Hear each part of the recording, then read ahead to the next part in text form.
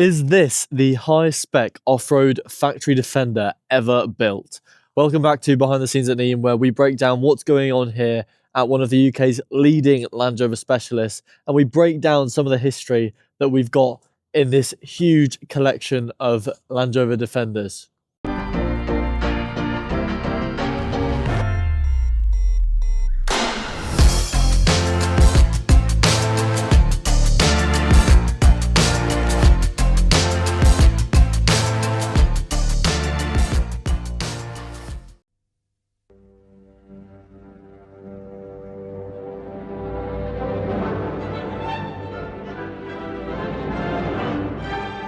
In the 20th century, Land Rovers were chosen for commercial ability, their strong steel ladder chassis, and their gusto to take anything that you could think about throwing at them. In short, they were actually really good value for money.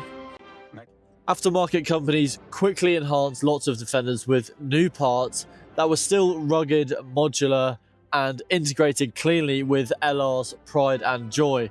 The difference being these were specifically designed for overlanding capability, and that's where the brand and genre as a whole really took off.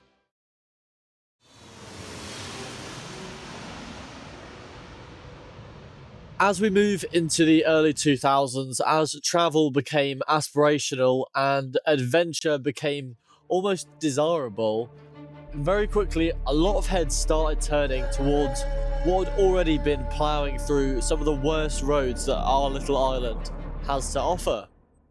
New inventions like Hannibal's roof tent, ARB's bull bar, and Safari and Mantech snorkel systems all emerging through demand for higher and higher spec overlanding vehicles. This was the start of the reason that the current state the Defender species is in. Thousands of passion projects differing from owner to owner. The reason that you can see hundreds of Defenders and never find two the same. And Land Rover realised that.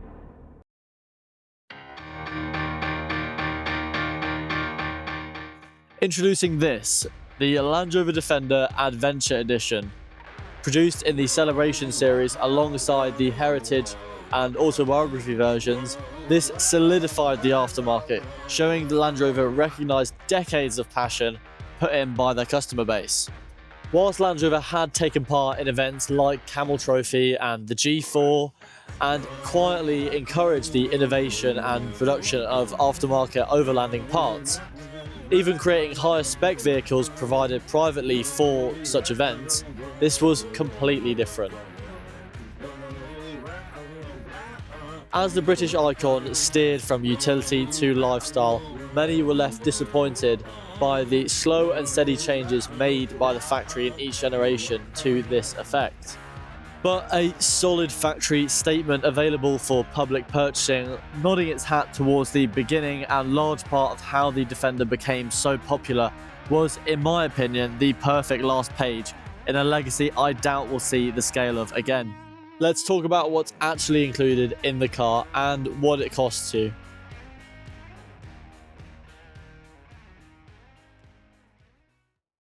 In 2015, a brand spanking new Adventure 90 would cost you around about £43,000 plus VAT and about £4,000 more for the 110.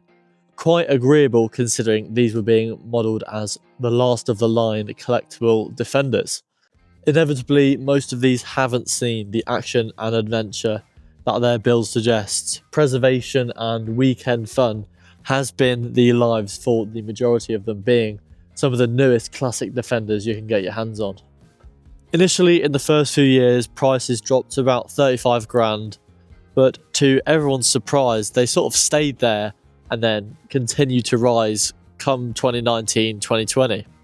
Now, if you can find one that doesn't have many miles on it at all and hasn't really seen the light of day yet, they're running about £65,000 now in 2026, meaning they've actually risen in value more in percentage-wise than the UK housing market, meaning these are some of the most profitable Land Rovers you can drive. However, one in the mid-range of miles, around 25,000 or so, is still going to be in the mid-40s, which is pretty much what you'd pay for a really good quality Defender.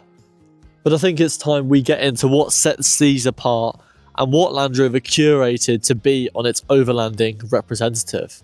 Starting at the front, we have, you'll see it on a lot of other cars, the Land Rover Adventurer grille, which is a different style. It looks a bit more aggressive with the classic Land Rover badging.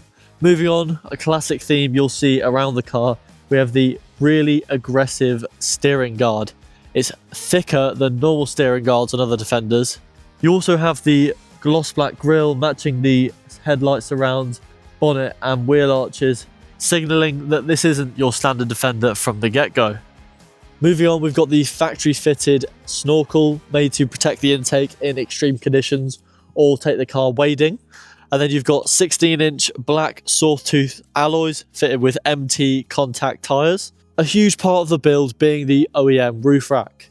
This tends to be one of the first upgrades you'll see on an overlanding Defender and sort of sets the base to build off for all the other things you can do. Moving to the other side, you've got the classic Defender 90 Adventurer decal.